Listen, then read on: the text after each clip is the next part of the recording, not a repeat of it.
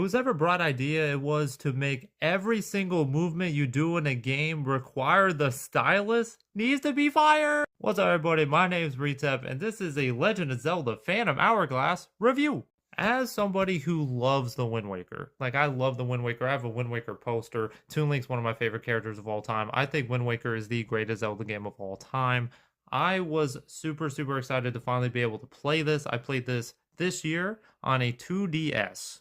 I played this game off stream, and it was honestly one of the most frustrating experiences I've had in a long time.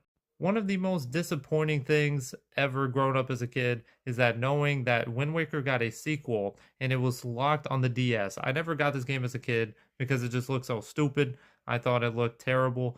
I didn't want to play with a stylus, and I think Kid Retef was right because going back and playing this as an adult, buying this as an adult in 2026, buying a 2DS in 2026 to try games like this, kind of risky, and I think it wasn't worth. Now, getting into the game is just so clunky.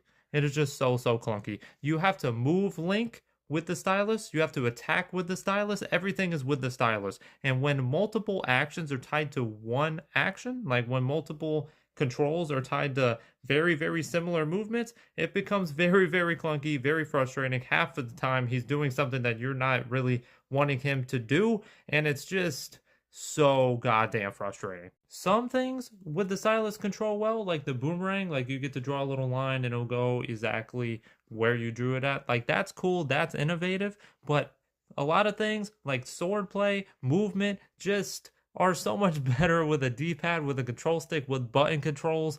It's just so like overly complicated and frustrating. I think there's actually a cool game here, but I couldn't focus on temples, dungeons, puzzles when I'm just so boggled down by just the simplest things like moving my character.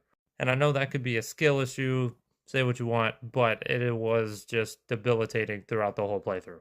Wind Waker deserved a sequel on a home console with an actual controller, not just portable with everything having to do with a stylus. It deserved better. Wind Waker is my favorite Zelda game. I wish this game was made on like the Wii or the GameCube or something where it can actually be used with a proper controller and actually be brought to life and not just held back by the stylus. And I understand when Nintendo makes new technology, they just want to spam it and they want the player to use it as much as possible. Sometimes it hits and sometimes it doesn't. This was a miss. I think Phantom Hourglass is like a 3 out of 10 game just because the controls are just so bad.